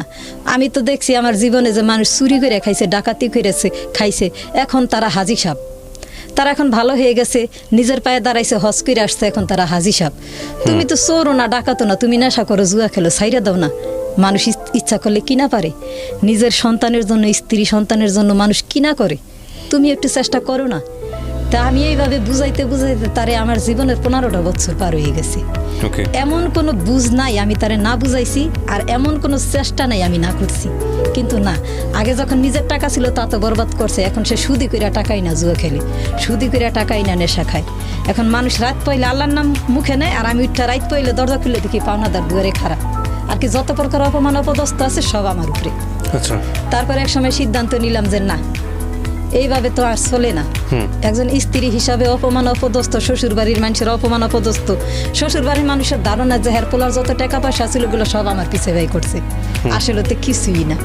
তারাও জানে যে তার ছেলের চরিত্র খারাপ আছে, তার ছেলের জুয়া খেলা, নেশা করা, মিথ্যা কথা বলা, এমনকি তার মেয়েলি গঠিত সমস্যাও আছে। মানুষের চরিত্র একদিক দিয়ে তো ভালো থাকে, তার কোনো দিক দিয়ে ভালো ছিল না। তারপরে সংসার করে কেন খাইছি জানেন? আমার বাপ নাই, বড় একটা ভাই নাই। আজকে আমার বাচ্চা দুইটা ছোট ছোট, রাইখা যাবো কে দেখবো? আর নিয়ে যাবো তো কই নিয়ে যাবো এই ছোট ছোট দুইটা বাচ্চা নিয়ে? তাই ভাবতাম কি যে আল্লাহ দিন যাক রাত পোক, কোনো একটা দিন তো আসবো যে আমার দিকে আল্লাহ মুখ তুলে তাকাইব। এগুলো ভাবতে ভাবতে দেখি যে না, এখন এতদিন মানুষ আমারও অপমান করছে, এখন আমার বাচ্চাদের অপমান করে। এই তোর বাপে তো খারাপ করে, তোর বাপে বেটা জুয়া খেলে নেশা করে, মানুষের টাকা হলাত করে টাকা দেয় না, জায়গায় জায়গায় গাঞ্জা খায়, ওইখান থেকে রিপোর্ট আসে। হ্যাঁ, কি করবো কি বলুম? আমাদের এলাকায় ব্যান মারা, যে যদি কেউ নেশা খায় এবং বিক্রি করে তারে ডাইরেক্ট মাইরে ফেলাইবা। সেই জায়গায় গিয়ে সে গাঞ্জা খায়া আবার জিজ্ঞাসা করলে মানুষ কে আপনি? বলে আমি উমুকের হাসবেন্ড। তারপর সন্দেহ হইতে নাইতে বিচারায় পড়ছে বাড়িতে। এখন হয়তো নিয়ে তারে পিটাইবা, নয়তো জরিমানা দাও। তারপরে আমি না, দেখো তোমার নিয়ে আমি 15 বছর সংসার করে আমার মান সম্মান ইজ্জত সব গেছে, তোমার কাছে এখানে এমন একটা পজিশনে তুমি আইছো যে জুয়া খেলার যে নেশা করে তার কাছে ঘরের স্ত্রী সন্তানের মান সম্মানের ইজ্জতেরও কোনো নাই, কোনো ভিউ নাই। বাচ্চা দুইটা নিয়ে আলাদা হইলাম, যে এতদিন তো আমি দেখছি এখানে আর নিয়ে সংসার করতে গেলে বাচ্চা দুইটার লেখাপড়া হইতেছে না। আমি কি সুদি দিমু নাকি ঋণ পরিশোধ করুম, না বাচ্চাদের লেখাপড়া করুম, না সংসার করুম, কি করুম? করতে তৈবে কিছু একটা। তারপর কইলাম যে ভাই, তোর রাস্তায় তুই থাক আর আমার রাস্তায় আমি। ঘরের ফার্নিচার টার্নিচার শুদ্ধ বেচা নেশা খাইছে, জুয়া খেলছে, কিচ্ছু নাই আর। তারপর বাচ্চা দুইটার আলাদা হইয়া বাচ্চা দুইটারে নিয়ে আমি পাশের বাড়িতে একটা রুম নিলাম। পাশের বাড়িতে একটা রুম নিয়ে তারপরে গিয়ে একটা ক্লিনিকে চাকরিতে লাগলাম। ক্লিনিকে চাকরিতে লাগার পরে দেখি যে যেই টাকা তারা আমার বেতন দেয়, এই টাকা বেতন দিয়া ঘর ভাড়া, সংসার খরচ এবং বাচ্চাদের লেখাপড়া হইতেছে না, হইব না, সম্ভব না। আচ্ছা। তারা আমার বেতন ধরছে 6,000 টাকা, অথচ আমার বাসা ভাড়াই 3,500 টাকা। বড় ছেলেটা এক স্কুলে পড়ে, ছোট ছেলেটা আর এক স্কুলে পড়ে। তারপরে আবার এই খাওয়া খরচ আছে না, বাচ্চাদের টিফিন খরচ আছে না, হয় না।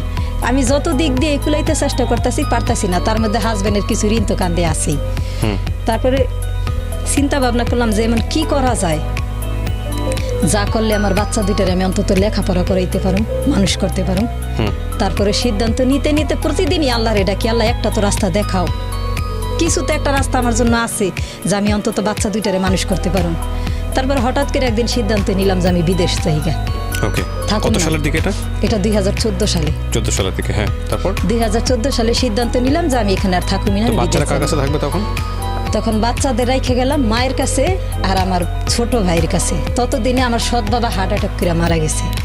ঠিক আছে, সে হার্ট অ্যাটাক করে মারা গেছে। এখন আমার মায়ের দেখশোনা আমরাই করি, যেমন আমার বড় বোন, আমি, আমার ছোট ভাই, আমরাই করি। তো আমার মারে বললাম যে মা, তা মা আবার আমার ছোট ভাইয়ের কাছে ছিল, মায়ের আমার কাছে নিয়ে আসছি। মা দেখতেছে যে আমার সংসারে যে এরকম অশান্তি চলতেছে, এখন সে নিজেরও দোষ দেয়, দিলে কি হইব, সেই দিন তার ফিরে আসবো না। তো মারে বললাম যে মা, এই চাকরি করে তো আমার সংসার চলবো না, মা এই চাকরি করে যদি আমি এখন সংসার চালাইতে যাই, আমার বাচ্চা দুইটার লেখাপড়া হইব না, কিছু তো একটা আমার করতে হইব। আমি কি করতে পারি? তো মা বলে যে কি করবি ক, আমি অনেক কি বুদ্ধি দিমু তোরে। তারপরে হঠাৎ করে সিদ্ধান্ত নিলাম আমি বিদেশ গেলে কেমন হয়। তো মা বলে যে বিদেশ যাবি, কই যাবি? যেখানে আল্লাহ আমার রিজিক রাখছে আমি সেইখানেই যাই। তারপরে পাসপোর্ট করলাম, আর্জেন্ট পাসপোর্ট করলাম। পাসপোর্ট করে ওই যে ক্লিনিকে যে চাকরি করতাম, চাকরিটা ছাইরে দিলাম। ছাইরে দিয়ে তারপর ট্রেনিং দিলাম, ট্রেনিং দিয়ে আমি 1 মাসের মধ্যে বিদেশে রওনা দিলাম। এই যে দালালের মাধ্যমে আমি গেছি, সে দালাল ছিল চিটাগাংয়ের। আচ্ছা। তারে আমি কখনো চোখে দেখি নাই। আর আরেকজন ছিল, সে ছিল নোয়াখালীর। যে নোয়াখালীর ছিল সে জানতো যে আমি কই যাবো, যে চিটাগাংয়ের ছিল সে জানতো না যে আমি কই যাবো, আমার কই নেওয়া হইতাছে, কি হইব আমার সাথে। তো যাই হোক, তাদের সাথে আমি ফোনের মাধ্যমে যোগাযোগ করে এক পর্যায়ে আমি রওনা দিলাম 2015 সালের এপ্রিল মাসে। 2015 সালের এপ্রিল মাসে রওনা দিলাম। তো মনে করেন তখন এপ্রিল সালের 8 তারিখে, 2015 সালের এপ্রিল মাসের 8 তারিখে সকাল 6টা বাজে আমি ঘর থেকে বাইর হয়ে গেলাম। 11টার ফ্লাইট ছিল। এমনভাবে বাইর হইলাম যাতে আমারে কেউ না দেখে। আমি যে বিদেশ যাইতেছি এটা শুধুমাত্র আমার বাচ্চা দুইটা জানে, আমার মা জানে, আর আমার ছোট ভাই জানে, আর কেউ জানে না। কারণ এটা যদি আর কেউ জানে তাহলে আমার হাজবেন্ডের কাছে বলবো। আমি যে তার কাছ থেকে আলাদা হয়েছি, এখন সে যদি শুনে যে আমি দেশের বাইরে যাইতেছি, সেও আমারে খাইতে দিব না, আর আমি যে কিছু কইরা খামো সেই রাস্তাও সে রাখবো না। এমনি তো দুঃখ কষ্ট বহুত করছি, এখন আর আমার করার ইচ্ছা নেই, কারণ আমার বাচ্চা দুইটার ভবিষ্যৎ আছে। তারপর 2015 সালের সকাল এপ্রিল মাসে সকাল 6টা বাজে বাইরে হয়ে গেলাম। 11টার ফ্লাইট ছিল। তো ওইখানে যাই পৌঁছাইতে ওই দেশের 5:30। ওকে। ওই দেশে 5:30 বাজে আমি ওইখানে গিয়ে পৌঁছাইলাম। আমার এয়ারপোর্টে ঢোকা মাত্রই আমার কাছ থেকে পাসপোর্টটা নিয়ে নিল। আমি এয়ারপোর্ট থেকে বাইরে হওয়ার সাথে সাথেই দেখি 2জন আরবি বসা। আমারে দেখা আর কি জিজ্ঞাসা করলো যে তুমি নাদিয়া? জি, আমি নাদিয়া। তারপরে বলে যে এই আরবিতে বললো যে তোমার পাসপোর্টটা দাও। পাসপোর্ট আমার হাতে যা ছিল সব নিয়ে নিল। নিয়ে আমার একটা ট্যাক্সিতে বসাইলো, তাদের যে গাড়ি, তাদের যে ওই যে প্রাইভেট কার বলে না, সে কারে বসাইলো। বসানোর পরে আমারে প্রশ্ন করতেছে তুমি কি আরবি জানো? তা আমি বললাম যে না, আমি তো আরবি জানি না। তাহলে তুমি হিন্দি জানো? আমি বলি যে, যখন প্রশ্ন করলো যে তুমি আরবি জানো, তা আমি বললাম আরবিতে, হিন্দিতেই বলতেছে ইনতে আরবি মালুম? তো আমি বললাম যে আনা মাফি আরবি। উর্দু? তো আমি বললাম যে উর্দু শয়ে উর্দু, শয়ে মালুম। তো উনি বলতেছে তুমি ইদার জব আই থি, তুমি যখন এদিকে আইছো তুমি দালালরে কত টাকা দিছো? আচ্ছা। তা আমি বলি যে না, আমি তো দালালরে টাকা দিই নাই, আমি সব নিজের টাকা দিয়ে নিজে কইরা আসছি। ওকে। আমার টিকিট আমি কাটছি, আমার পাসপোর্ট আমি করছি, ফিঙ্গারপ্রিন্ট, তারপরে মেন পাওয়ার যা যা করা লাগে এগুলো আমি সব কইরা আসছি। ও হিন্দিতে সে আমার প্রশ্ন করতেছে, আমি হিন্দিতে জবাব দিতেছি। তা আমার বলতেছে তুমি কি শাদীশুদা, মানে তুমি কি বিবাহিত? তা আমি বলি যে জি আমি বিবাহিত, আমার 2টা বাচ্চা আছে। বাচ্চা 2টা কার কাছে? আমার মায়ের কাছে।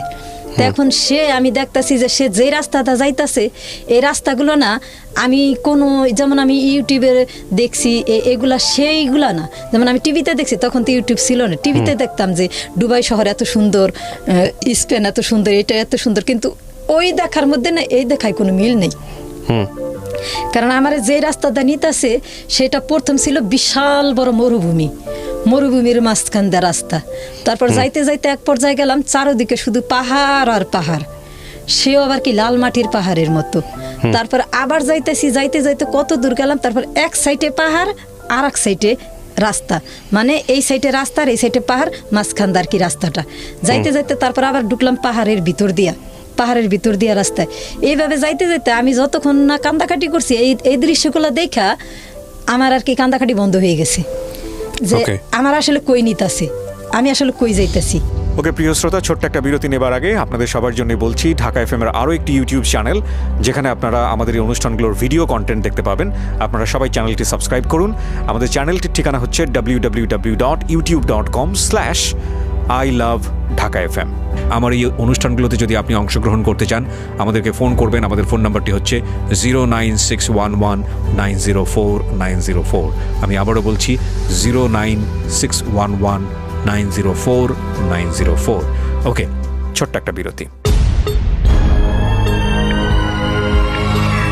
জীবন গল্প, জীবন গল্প, জীবন নাটকের চেয়েও নাটকীয়।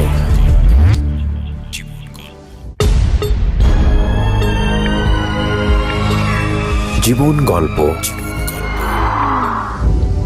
Welcome back once again. প্রিয় শ্রোতা, আপনারা শুনছেন জীবন গল্প। আমি আরজে কিবরিয়া আপনার সঙ্গে রয়েছি। আমার এই অনুষ্ঠানগুলোতে যদি আপনি অংশগ্রহণ করতে চান, আমাদেরকে ফোন করবেন। আমাদের ফোন নাম্বারটি হচ্ছে 09611904904।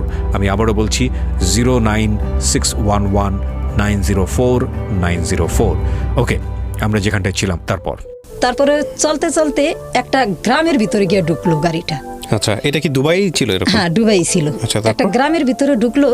গ্রামটা না অনেক বড়। ওকে, অনেক বড়। ওদের গ্রাম কি আমাদের মতোই নাকি অন্যরকম? না, একটু অন্যরকম।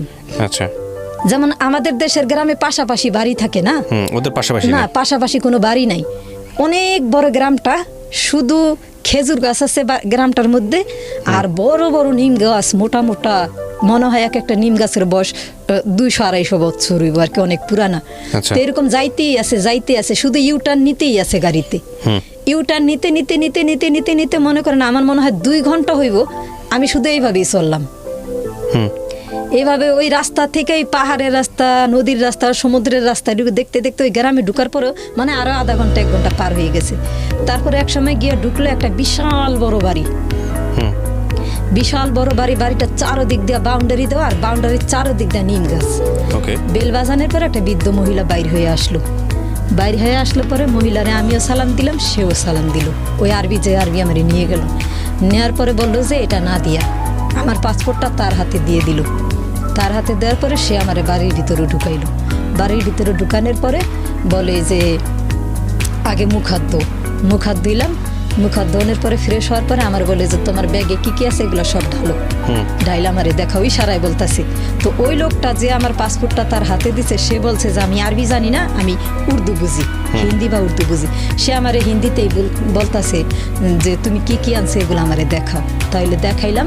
দেখানোর পরে আমার ওই কাপড় চোপড়ের মধ্যে এতটুকু একটা ফোন বুক ছিল। ওই ফোন বুকটার মধ্যে সবার নাম্বার লেখা ছিল। আমার যত আপনার আত্মীয় স্বজন আছে, ভাই ব্রাদার, সবার নাম্বারগুলো আমি লিখে নিয়ে গেছি। তো নিয়ে যাওয়ার পরে সে আমার কাছ থেকে ওই ফোন বুকটা নিয়ে নিল। আর আমার একটা এই রুম দেখাইলো, বলে যে এই রুমটায় তুমি থাকবা। তা আমি দেখলাম যে ওই রুমটা না দরজা মজবুত না। আমার যখন সে ঘুরাই কারে দেখাইতেছে, আমি দেখতেছি। দেখতে দেখতে এক পর্যায়ে দেখলাম যে রুমটার দরজা মজবুত না। কারণ আমি এখানে বিদেশ যাওয়ার আগে শুনছি তো যে আরবিরা বেশিরভাগই খারাপ হয়। হ্যাঁ, এখন দরজা যদি মজবুত হয় তবে আমি একটু সেফ থাকতে পারবো। আল্লাহ না করুক যদি এমন পরিস্থিতি আমার জীবনে ঘটে। তা আমি বললাম যে না, এইটা। তা সে আমার দেখাইতে শেষ ফিনিশিং দেখাইলো একটা স্টোর রুম। বাড়িটার মধ্যে সর্বমোট 11টা রুম। 11টা রুমের মধ্যে একটা স্টোর রুমও আছে। তো সেই স্টোর রুমের দরজাটা আবার খুবই মজবুত। তা আমি বললাম কি যে মামা ওই রুমে না, আমি এই রুমে থাকুন। বলে যে এটা তো একটা স্টোর রুম। তা আমি বলি না, সমস্যা নেই, আমি এইখানেই থাকুন। তবে আমি যখন গেছিলাম তখন খুব গরমের সিজন ছিল, প্রচন্ড গরম ছিল। তো বলে যে তুই এখানে কিভাবে শুবি? আমি বলি না, পারো। তারপরে সে বুড়ি ছিল, বুড়ির 4টা ছেলে। 4টা ছেলের মধ্যে একটা ছেলে বিবাহ করছে, তো সে আলাদা হয়ে গেছে। যেমন সরকারি চাকরি করতো ফৌজিতে, ফৌজি বলে যেটারে, সে বউ ফোলাপা নিয়ে আলাদা থাকে। বুড়ির সাথে বুড়ির 3টা ছেলে থাকে, 3টাই অবিবাহিত। আর একটা মেয়ের ঘরের নাতি আর একটা ছেলের ঘরের নাতি, এই 2টা বুড়ির সাথে থাকে। তো যাই হোক, এখন আমি গেছি। যাওয়ার পরে আমি তার প্রশ্ন করতেছি যে এই গেছি, আমার সব কিছু দেখাই দিল, কিভাবে কাজ করুম সব কিছু বুঝাই দিল। সে দোকান থেকে ফোন করে আমার জন্য একটা ঘড়ি আনাইলো, ওই যে অ্যালার্ম ঘড়ি।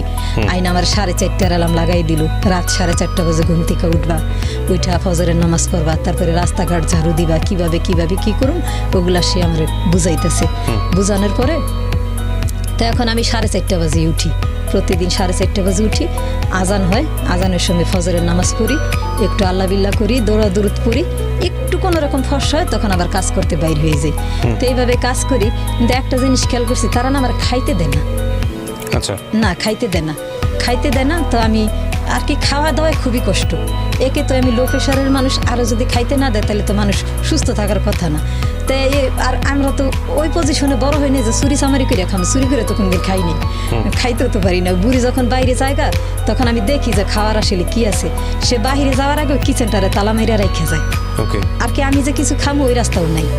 সে আমার ওই যে দুপুরে যেমন ধরেন আজকে তারা বাসায় থাকবো না, আজকে তারা বাহিরে খাইবো, তা আমি যে কি খামো ওই খবর নেই। তারা মনে করে যে আমাদের কিনা আনছে, আমরা আমরা কাজের লোক, আমাদের শুধু কাজ আর কাজ, আমরা আরামই বা করুন কেন আর আমরা খাবারই বা খামু কেন, আমাকে খাবার আর আরাম করার কোনো দরকার না। তো এইভাবে করতে করতে 3-4 দিন 5 দিন গেছে গা। তো আমি একদিন তার হিন্দিতেই আর কি, সে যেমন হিন্দি বুঝে আমি তার হিন্দিতেই বলতেছি যে মামা আমি তোর একটা কথা বলি, যে আচ্ছা তোর আমার বেতন কত ধরছ? বলে যে না তোমার বেতন 3 মাস পরে ধরা হবে। কেন? আমরা এটা আমাদের এটা আমাদের নিয়ম, 3 মাস পরে আর কি তারা ফয়সালা করবে আমার বেতন কত। তা আমি বলছি যে মামা দেখ এইটা বলিস না, 3 মাস পরে দিলেও তো আমার বেতন দিবি।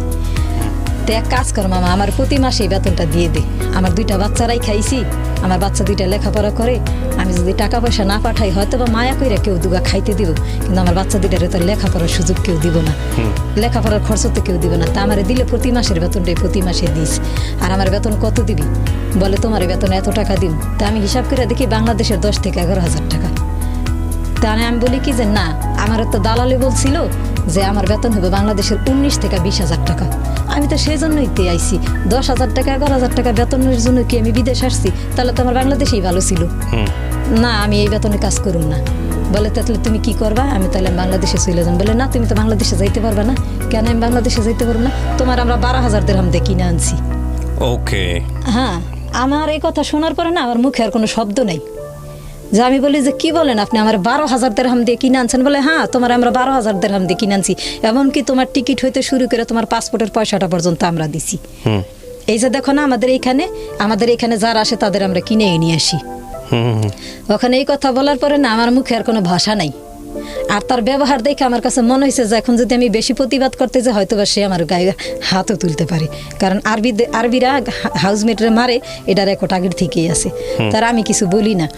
তো এখন বলি যে আল্লাহ কই আইয়া পড়লাম আমি, আজকে যদি ঘরের স্বামীটা ভালো হইতো তাহলে কি কোনোদিন আমার এই পরিস্থিতিগুলো দেখতে হইতো, আমি কারবো আর কে আমার বেচ্চা খায়।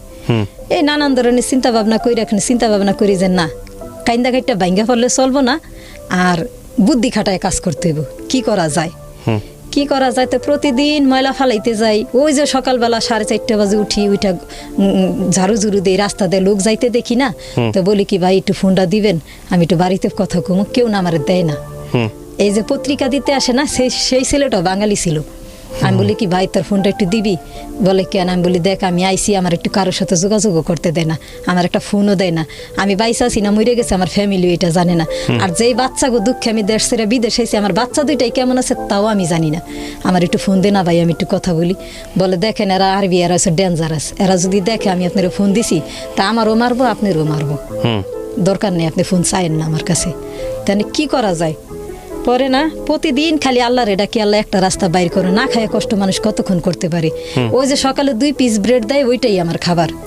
হ্যাঁ, আর তারা যদি রাত্রে দাওয়াত খাইতে যায় তো যখনই ঘর থেকে বাইর হয় তখনই আর কি লক করে বাইর হয়, আর বাইরে যেতে না যেতে পারেন। হ্যাঁ, আর লক করে বাইর হয় আর কি কিচেনটারে লক করে বাইর হয়। কিচেন যাতে ওই যে রান্নাঘরটা যাতে খোলা থাকলে আমি যদি কিছু খাই বা কিছু করি। বুঝি না ওরা খাবার দিতে ওদের সমস্যা কি জানি না। তারা আমাদের কিনে আনছে, আমাদের খাবারের আর আরাম করার কোনো হক নাই। ও মাই গড। তারা ওইভাবেই রাখবো যেভাবে তাদের ইচ্ছা। তো এইভাবে করতে করতে মাসখানেক হয়ে গেছে। এখন আমার অবস্থা খুবই সিরিয়াস, আমি শারীরিক দিক দিয়ে খুব অসুস্থ হয়ে গেলাম। তারপর নিয়ে গেলাম আমার হাসপাতালে নিয়ে যাওয়ার পরে হাসপাতালে ডাক্তার দেখা বললো যে মেয়েটা খুব কমজোর, ওর একটু করেন, ওর একটু ভালো মন্দ খাওয়ান, ওর সুস্থ হয়ে যাব। এমন করতে করতে তারা তাদের কাজই করে। পড়ালে এক সময় 2টা বাঙালি মেয়ে ময়লা ফালাইতে গিয়ে পরিচয় হয়েছে। তখন ওই মেয়েদের বললাম যে দেখ আমি এরকম কষ্টে আছি, আমার যদি পারস একটু সাহায্য কর। বলে কি সাহায্য করুন বল? আমার একটা ফোন দি। তারপরে ওরা একটা চুরি করে ফোন দিল, ফোনটারে বন্ধ করে এনে ঘরে রাখলাম। ঘরে রাখার পরে সেই দালালের সেই আমার বাচ্চাদের ফোন দিলাম। ফোন দিয়ে বললাম যে বাবা আমি ডায়েরিতে একটা নাম্বার লিখা রাখছি, সেই নাম্বারটা আমারে দাও। সেই নাম্বারটা দিল যে চিটাগাংয়ের যে দালালের মাধ্যমে আমি গেছি, তারে বললাম যে ভাই এরকম এখানে আমার খাওয়াই কষ্ট, এখানে আমি কি করুম, আমি এখানে থাকতে পারুম না। আর তারা বলে আমার বেতন নাকি এত, আমি কম বেতনে এত কষ্ট করে আমার লাভ কি? বলে তো তুই কি করবি? আমি বলি যে আমি দেশে যামগা।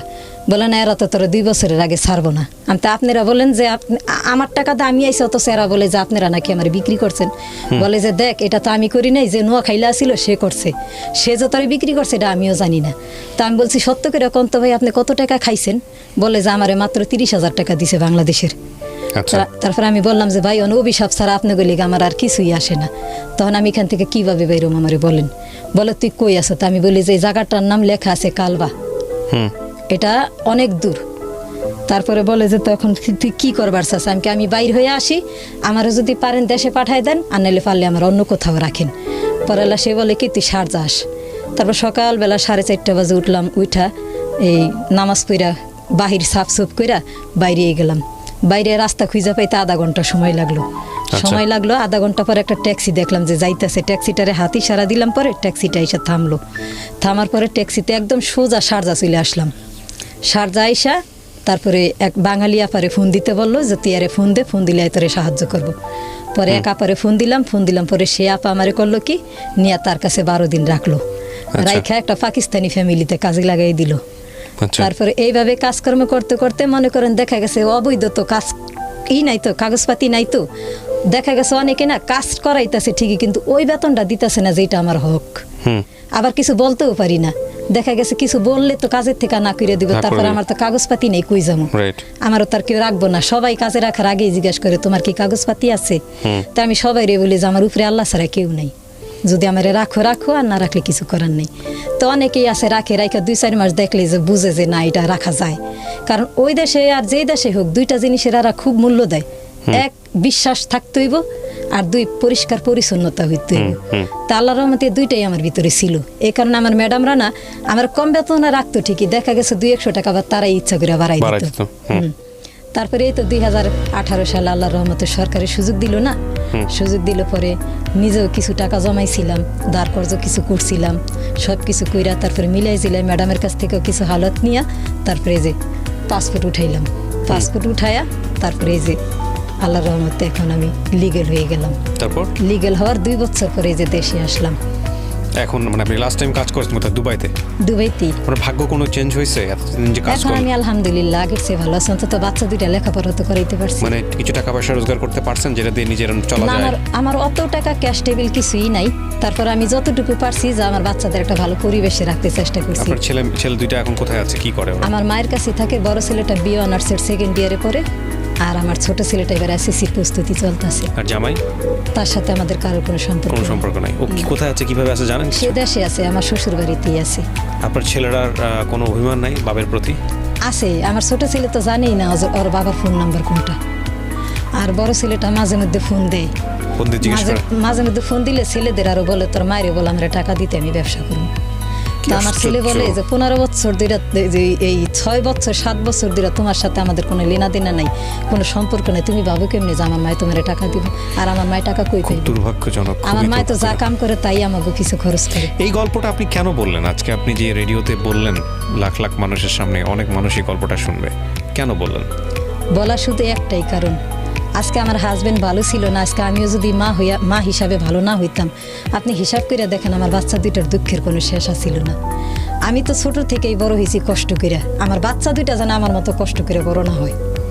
আমার স্বামী নেশা করতো, জুয়া খেলতো, সব কিছু করতো, তারা অনেক বুঝাইছি কি হইতো যদি সে নেশাটা ছাইড়া দিত, কি হইতো যদি সে একটু জুয়া না খেলতো। আজকে যদি সে জুয়া না খেলতো, সে নেশা না করতো, সে যদি একটা সুস্থ মস্তিষ্কের একটা মানুষ হইতো, তাহলে আমার কি কোনোদিন কেউ ডুবাই বিক্রি করে খাইতে পারতো? আজকে আমার বাচ্চারা 6 বছর আমি আমার বাচ্চাকে চেহারা দেখি নাই। আমি 6 বছর পরে ফিরে আসছি বিদেশ থেকে দেশে আসছি। আমি এতটুকু রাইখা গেছি, আয়সা দেখি মাশাআল্লাহ বড় হয়ে গেছে। আপনার বাচ্চারা আপনাকে সম্মান করে? আলহামদুলিল্লাহ, যুগ হিসাবে আলহামদুলিল্লাহ। আমি মনে হয় আমি কিছু করতে না পারলাম, আমার মনে হয় আমি বাচ্চা 2টা মানুষ করতে পারছি। আপনি তো বিয়ে শাদী করতে পারতেন, বিয়ে শাদী করেন নাই কেন? না, আমি যদি এখন কেউ বিয়ে করতাম, আসছে এরকম প্রস্তাব আমার জীবনে আসছে, একটা আসে না, কয়েকটাই আসছে, যে বউ মরে গেছে গা, নিজের বাড়ি ঘর আছে, কলকারখানা সব আছে, সে বলতো যে তুমি আমারে বিয়ে, আমি যদি তোমার বিয়ে করি কোনো সমস্যা নেই। আমি বিয়ে কেন করি নি জানেন? যেমন আমার সৎ বাপ আমার মায়েরে বলতো, আমাদের বলতো যে তোমার মায়েরে বিয়ে করছে, তোমাকে করিনি। এমন ঘটনা যেন আমার সন্তানের জীবনে না ঘটে। কেউ জানে আমার বাচ্চাদের উপর আঙ্গুল উঠায় না বলে যে তোমার মায়ের বিয়ে করছে তোমাকে করিনি। আর আমি যদি বিয়ে করতাম তাহলে সে তো তার মতো করে আমার চালাইতো, তাহলে আমার বাচ্চা দুইটা কিভাবে মানুষ করতাম? আজকে বিয়ে অসাধারণ করি নাই একটা গল্প। বইলাই বাচ্চা দুইটা আমি আমার মতো করে মানুষ করতে পারছি। কি অসাধারণ একটা গল্প। দেখেন, আমি সবসময় একটা কথা বলি যে আমাদের সমাজের চারপাশেই আমাদের আসলে না ওই ঋষি মুনি মহৎ খোঁজার জন্য অনেক দূরে যাওয়ার দরকার নাই।